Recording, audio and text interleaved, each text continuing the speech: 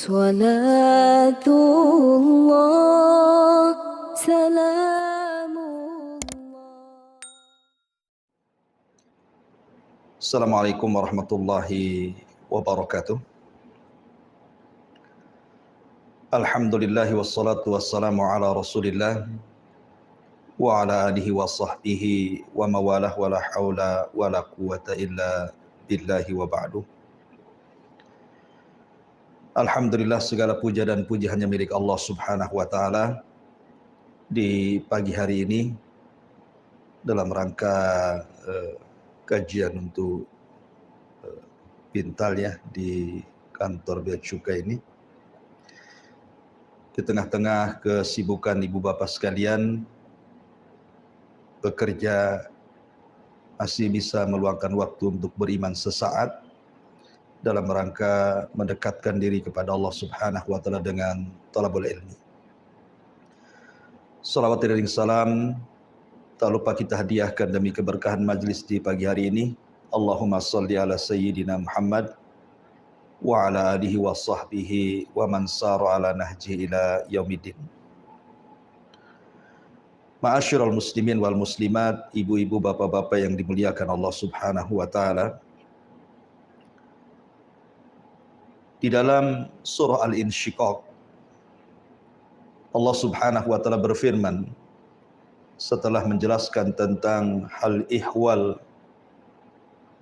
apa yang terjadi dengan kedatangan hari kiamat, di mana Allah subhanahu wa ta'ala akan menghancurkan alam semesta dan tidak tersisa kecuali Allah subhanahu wa ta'ala.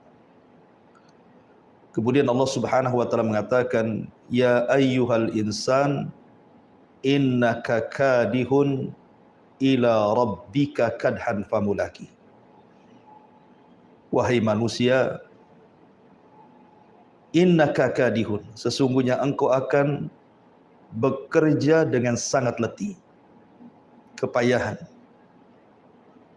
Ila rabbika, menuju Rabbmu, kadhan, dengan sebuah keletihan, famulaki, dan kelak akan berjumpa dengan Allah subhanahu wa ta'ala.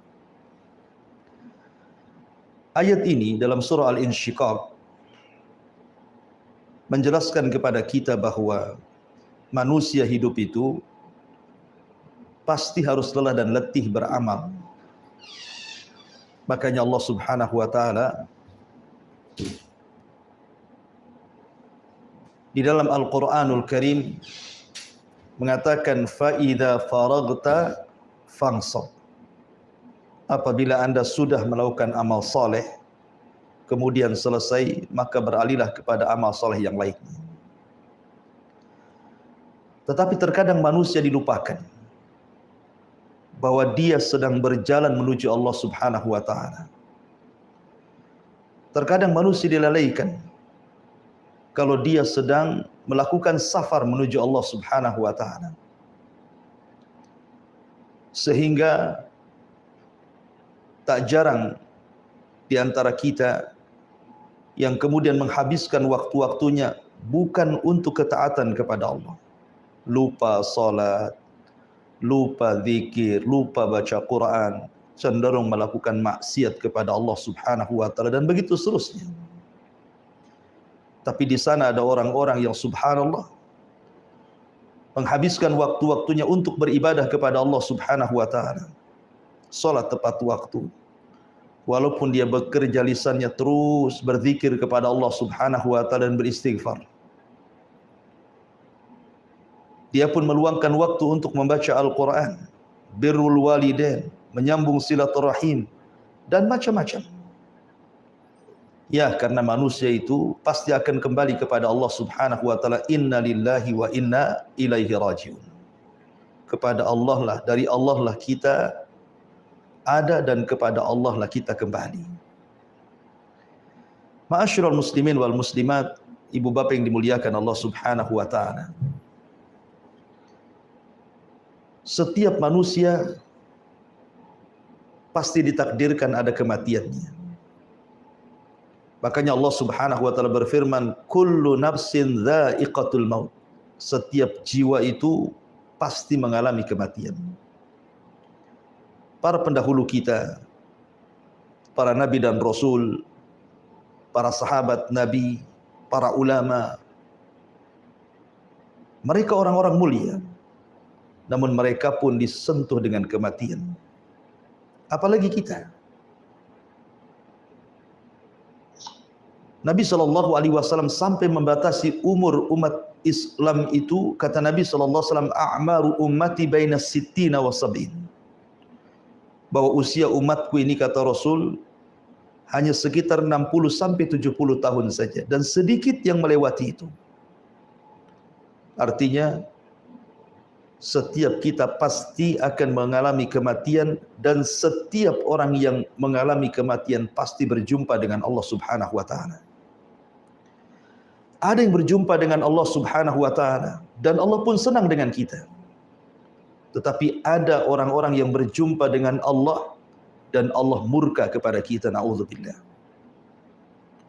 Nabi SAW sampai mengatakan, man ahabba liqa Allah ahabballahu liqa'ah, wa man kariha liqa Allah karihallahu liqa'ah. Barang siapa yang senang, bahagia, hendak berjumpa dengan Allah Subhanahu wa taala, maka Allah Subhanahu wa taala akan senang dan bahagia berjumpa dengan kita. Tapi barang siapa yang benci berjumpa dengan Allah Subhanahu wa taala, maka Allah pun akan murka dan tidak suka berjumpa dengan kita. Apa maksudnya hadis ini? Para ulama mencontohkan, kalau seandainya kita selama hidup di dunia ini betul-betul menginvestasikan semua amalan saleh kita untuk akhirat kita, seperti seseorang memiliki rizki yang Allah anugerahkan kepadanya. Dengan rizki itu dia bangun istana di sorga, seperti membangun masjid, membangun sarana-sarana dakwah, atau dia beramal saleh. Seperti sabda Nabi SAW, siapa yang membaca qul huwallahu ahad Allahus samad lam yalid walam yulad walam yakul lahu kufuwan ahad 10 kali dalam sehari semalam, maka Allah bangunkan satu istana di sorga. Atau Nabi mengatakan, man qala subhanallah wa bihamdihi ghurisat lahu nakhlatun fil jannah. Siapa yang senantiasa membaca subhanallah wa bihamdih, maka Allah akan tanamkan satu pokok kurma di sorga. Dengan kata lain, dia di dunia berusaha untuk membangun istananya di sorga. Tentu orang-orang yang seperti ini, di mana rizki yang Allah anugerahkan kepadanya, dia gunakan untuk investasi akhirat, dan amal solehnya juga demikian. Maka orang-orang yang seperti ini ketika meninggal dunia, sakaratul maut, maka dia ingin cepat berjumpa dengan Allah. Karena dia ingin cepat masuk ke istananya di sorga, masuk ke taman-tamannya di sorga, masuk ke keindahan di sorga dan nikmat Allah yang tiada tara di sorga. Tapi sebaliknya, orang yang hartanya diinvestasikan di dunia, dia tidak sayang dengan fuqara wal masakin. Dia tidak sayang dengan anak-anak yatim. Dia tidak sayang dengan orang-orang yang tidak mampu. Dia tidak pernah menyumbang pembangunan masjid, pembangunan madrasah. Dia tidak pernah berzikir. Dia tidak pernah baca Quran. Hidupnya bergelimang dengan kemaksiatan. Hanya berpoya-poya membangun istananya di dunia. Maka orang yang seperti ini akan sulit untuk berjumpa dengan Allah. Orang seperti ini akan benci berjumpa dengan Allah, karena dia harus meninggalkan rumahnya, dia harus meninggalkan kebunnya, dia harus meninggalkan ATM-nya, dia harus meninggalkan kekayaannya. Sehingga ketika dia tidak mau berjumpa dengan Allah, Allah pun murka kepada dia. Ma'asyiral muslimin wal muslimat rahimani wa rahimakumullah. Sehingga ketika Allah katakan, ya ayyuhal insan innaka kadihun ila rabbika kadhan famulaki, bahwa setiap manusia pasti berjumpa dengan Allah. Perjumpaan kita dengan Allah itu ada di 4 tempat. 2 di dunia, dan 2 di akhirat. Siapa yang sering berjumpa Allah di dunia, maka dia akan sering berjumpa dengan Allah di akhirat. Siapa yang tidak sering berjumpa dengan Allah di dunia, maka jangan harap dia bisa berjumpa Allah di akhirat. Pertama, perjumpaan kita dengan Allah di dunia saat kita sholat. Itulah kita sedang bermunajat dengan Allah. Itulah kita sedang berjumpa dengan Allah Subhanahu wa ta'ala. Makanya kalau Anda melaksanakan salat, kemudian dalam salat Anda membaca suratul Fatihah, ketahuilah bahwa surah Al-Fatihah yang kita baca itu ada jawabannya, dan Allah yang menjawabnya. Apabila Anda membaca di dalam salat Anda, Alhamdulillahi Rabbil Alamin, maka Allah Subhanahu wa ta'ala akan jawab, Hamidani abdi, hambaku sedang memujiku. Apabila Anda membaca Bismillahirrahmanirrahim, Alhamdulillahi Rabbil Alamin, Ar-Rahmanirrahim, maka Allah katakan, Athna alayya abdi, hambaku sedang mengagungkan diriku. Dan apabila Anda katakan Maliki Yaumiddin, maka Allah Subhanahu wa ta'ala akan menjawab, Majjadani abdi, hambaku sedang membesarkan diriku, dan begitu seterusnya. Dan di dalam salat, dalam kondisi yang paling dekat kita dengan Allah adalah saat kita sujud. Karena sujud itu perendahan diri yang luar biasa antara kita kepada Khaliknya. Makanya karena salat adalah munajatnya kita dengan Allah, kita sedang berjumpa dengan Allah Subhanahu wa ta'ala, maka jangan pernah tinggalkan salat, terutama salat wajib. Kalau bisa kita tambah dengan salat-salat sunnah. Sampai-sampai Nabi SAW mengatakan, waju'ilat qurratu ainin li fis salati, dan Allah jadikan penyejuk mata untukku adalah salatku. Bahkan dia mengatakan kepada Bilal, ya Bilal arihna bis salat, wahai Bilal, marilah kita istirahat dengan Allah, marilah kita beristirahat dalam salat supaya kita bisa berjumpa dengan Allah Subhanahu wa ta'ala. Jadi salat itu adalah perjumpaan kita di dunia. Maka siapa yang banyak melaksanakan salat, baik wajibnya atau yang sunnahnya, maka dia akan banyak berjumpa dengan Allah di akhirat. Maka jangan pernah tinggalkan salat. Kemudian yang kedua, perjumpaan kita dengan Allah saat ruh kita dicabut oleh malaikat. Dalam hadis Bara bin Azib radhiyallahu anhu, ketika ruhnya seorang mukmin itu dicabut, maka ada 3 para malaikat utusan Allah yang datang.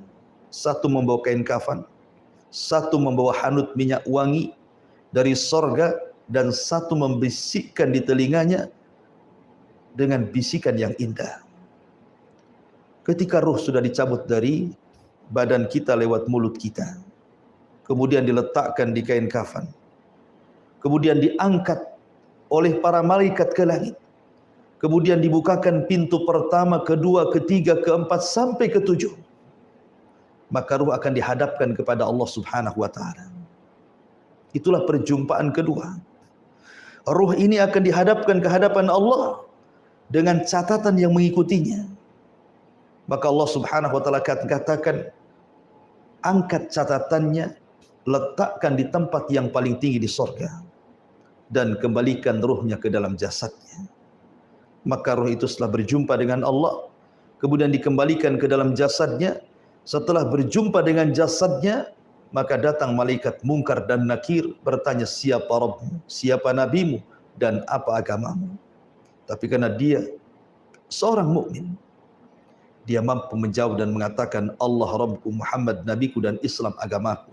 Maka ketika itu dikatakan kepadanya, an sadaqa abdi, hambaku telah benar, bentangkan pintu dari sorga, hantar makanan dari sorga, hantar pakaian dari sorga.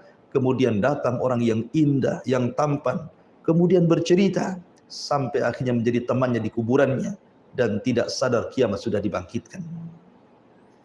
Ini yang kedua. Yang ketiga, perjumpaan kita dengan Allah Subhanahu wa ta'ala saat kita berada di padang mahsyar.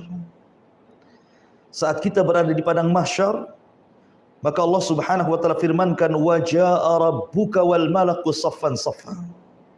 Dan Rabb akan datang di hadapan halayak makhluknya, sementara malaikat akan bersaf-saf berbaris-baris. Kemudian Allah Subhanahu wa taala akan datangkan Jahannam, waji'a bi Jahannam. Maka Jahannam kemudian akan didatangkan, dan Jahannam memiliki 70.000 tali kekang, dan setiap satu tali kekang digeret oleh 70.000 malaikat, saking besarnya.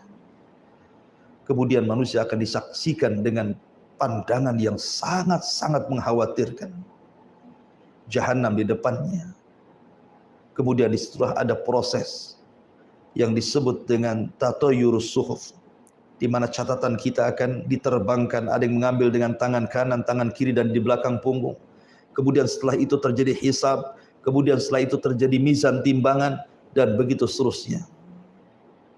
Dan tentu perjumpaan yang terakhir dengan Allah Subhanahu wa taala, kalau Allah takdirkan kita masuk surga, adalah langsung melihat wajah Allah, ru'yatullah. Dan ini kenikmatan yang tidak ada bandingannya di surga. Ketika Allah Subhanahu wa taala berbicara kepada penduduk surga, di balik tabir dan tabirnya Allah Subhanahu wa taala cahaya, maka Allah mengatakan, saluni ma syi'tum fahadha yaumun mazid. Mintalah kepadaku, ini hari tambah nikmat untuk kalian. Maka penduduk surga mengatakan, ya Rabb, alam tubayyid wujuhana wa tudkhilana al-jannah wa tubaiduna anin nar. Bukankah engkau sudah memutihkan wajah-wajah kami? Bukankah engkau sudah masukkan kami ke surga? Bukankah engkau sudah mengeluarkan kami dari neraka? Sudah cukup ya Rabb. Tapi Allah mengatakan, saluni masyid, minta. Maka kemudian mereka meminta agar Allah meridai mereka tinggal di surga. Dan Allah tidak pernah murka sedikit pun, karena kalau Allah murka maka nasibnya sama dengan Adam, dikeluarkan dari surga. Kemudian permintaan yang kedua, agar mereka bisa melihat wajah Allah, karena Nabi Musa pernah melihat wajah Allah di dunia, meminta untuk dilihatkan wajah Allah di dunia. Allah katakan, lan tarani, engkau tidak bisa melihatku. Akhirnya kemudian Allah singkap tabirnya, dan tabir Allah cahaya. Tiba-tiba semua penduduk surga melihat Allah Subhanahu wa taala. Mereka mengatakan, demi Allah, tidak ada kenikmatan yang lebih besar dibandingkan ru'yatullah, melihatnya kita kepada Allah Subhanahu wa taala. Maka barang siapa yang selalu berjumpa dalam salat di dunia, maka di akhirat kelak di surga kita paling sering berjumpa dan melihat wajah Allah Subhanahu wa taala. Ma'asyiral muslimin wal muslimat, ibu-ibu yang dirahmati Allah Subhanahu wa taala, dan juga bapak-bapak yang dimuliakan Allah Subhanahu wa taala. Ini penafsiran yang pertama dari kalimat al-mulaki, famulaki, bahwa kita akan berjumpa dengan Allah. Tapi ada sebagian para ulama mengatakan bahwa kalimat famulaki, bahwa kita akan berjumpa dengan amalan kita. Perjumpaan kita dengan amalan kita itu bisa terjadi di dunia dan juga akan terjadi di akhirat. Pertama, kita akan berjumpa dengan amal kita di dunia. Bahwa setiap amal kebaikan pasti ada pengaruhnya, dan kita akan rasakan. Sebagaimana amalan buruk pun ada pengaruhnya dan kita bisa rasakan. Makanya sebagian ulama salaf mengatakan, terkadang dosa itu memiliki pengaruh kepada keluarga dan kendaraan. Sehingga kalau seandainya kita diuji, anak kita nakal, kemudian suami istri sering bertengkar, atau ada masalah dengan keluarga, berarti ada masalah dengan amal kita. Atau seandainya Anda diberikan kendaraan asli rusak saja, asli mogok terus, bolak-balik masuk bengkel, tidak berkah kendaraannya, berarti ada masalah dengan amalan kita. Sebab kalau amalan kita baik, pasti Allah akan berkahi keluarganya, Allah berkahi anak-anaknya, Allah berkahi orang tuanya, Allah berkahi tetangganya, bahkan Allah berkahi juga sampai kepada kendaraannya. Tapi kalau seandainya kita suka maksiat kepada Allah Azza wa Jalla, maka terkadang pengaruh maksiat itu menjadikan anak-anak menjadi nakal, pasangan suami istri bertengkar dan akhirnya berakhir dengan perceraian, bermasalah, bertengkar selalu dengan tetangganya, kendaraan asik bolak-balik mogok dan rusak dan begitu seterusnya. Karena amalan itu bisa kita rasakan ada di dunia hasilnya. Dan Anda bisa coba. Coba Anda 1 bulan ini betul-betul tutup keran maksiat. Buka keran ibadah, buka keran amal saleh. Maka Anda akan merasakan kelezatan hidup di dunia ini. Tapi kalau sebaliknya, Anda buka keran maksiat dalam 1 bulan, maka kehidupan Anda tidak akan pernah tenang. Saya garanti tidak akan pernah tenang. Karena maksiat itu membawa pengaruh keburukan. Kemudian yang kedua, amalan juga akan menjumpai kita saat kita berada di alam barzah. Ketika tiba-tiba orang yang dimasukkan ke dalam kuburan hidup sendirian di kuburan. Ibu bapak yang dimuliakan Allah Azza wa Jalla, kalau seandainya Anda hidup sendiri di kamar, dikurung, tidak bisa keluar 1 bulan saja, tentu Anda akan suntuk luar biasa, bosan. Apalagi tidak ada hiburan, tidak ada TV, tidak ada handphone, tidak ada apa-apa. Hanya suruh berdiri duduk dalam ruangan 1 bulan saja, mungkin Anda stres. Macam mana orang yang masuk kuburan, sendirian dalam kuburan, menunggu kiamat dibangkitkan? Coba Anda renungkan. Anda tidak ada kawan di situ, sendirian di dalam kuburan, menunggu kiamat. Sementara orang yang meninggal sejak zaman Adam sampai hari ini, kiamat tidak dikiamat-kiamatkan. Atau dari zaman Nabi SAW meninggal sampai hari ini, kiamat pun tidak kunjung datang. Berapa lama dia harus tinggal di kuburan? Tetapi bagi orang-orang yang beriman, tiba-tiba datang seorang yang tampan, seseorang yang wangi, seseorang yang menyenangkan, seseorang yang ganteng, mengasihkan, tiba-tiba datang.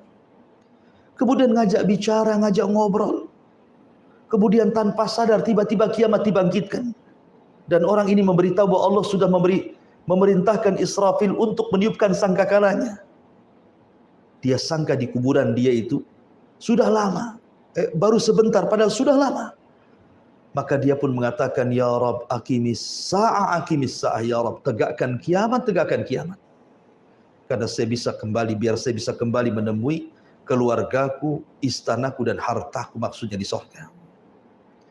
Tapi kalau dia tidak beriman, banyak melakukan dosa, banyak melakukan maksiat, justru temannya adalah orang yang paling buruk, yang tuli, yang buta, yang menyeramkan, yang di tangannya ada gada yang setiap hari memukul kita. Seandainya kita dalam ruangan tidak disiksa pun kita sudah boring, apalagi dihadapkan dengan orang yang menyiksa kita dalam ruangan itu. Dan itulah gambaran yang akan terjadi dalam kuburan, na'udzubillah. Kemudian kelak di padang mahsyar, kita pun akan menjumpai amalan kita. Ketika Allah Subhanahu wa taala kemudian terbangkan catatan-catatan amal kita, maka ada orang yang mengambil dengan tangan kanannya, dengan tangan kirinya, di balik punggungnya. Dan itu menunjukkan bahwa seseorang akan mengetahui dan mendapatkan amalannya. Bahkan ketika ditimbang, kalau seandainya catatan kebaikannya yang berat, maka timbangan itu akan memberatkan dirinya. Tapi kalau ringan, maka Allah mengatakan, فَأَمَّا مَنْ ثَقُلَتْ مَوَازِينُ فَهُوَ فِي عِيشَةٍ رَاضِيَةٍ وَأَمَّا مَنْ خَفَّتْ مَوَازِينُ فَأُمُّهُ هَاوِيَةٌ وَمَا أَدْرَاكَ مَا هِيَ نَارٌ حَامِيَةٌ. Kalau timbangannya baik, maka dia akan diberikan kehidupan yang layak, yang diridhai Allah, dia dimasukkan ke dalam surga. Tapi kalau timbangan baiknya ringan, timbangan buruknya berat, maka dia akan dimasukkan ke neraka hawiyah. Dan tentunya amalan akan kita dapati di 2 tempat. Kalau Anda melakukan amal baik, maka Anda pantas mendapatkan surga. Tapi kalau Anda beramal dengan amal keburukan, maka tentu pantas bagi Anda masuk neraka. وَمَنْ يَعْمَلْ مِثْقَالَ ذَرَّةٍ خَيْرًا يَرَهُ وَمَنْ يَعْمَلْ مِثْقَالَ ذَرَّةٍ شَرًّا يَرَهُ. Wallahu a'lam bishawab. Ini yang bisa saya sampaikan materinya. Kita buka tanya jawab saja. Silahkan di antara para jamaah, ibu bapak yang dimuliakan Allah Azza wa Jalla yang kepengen bertanya, silahkan bertanya. Wallahu a'lam bishawab.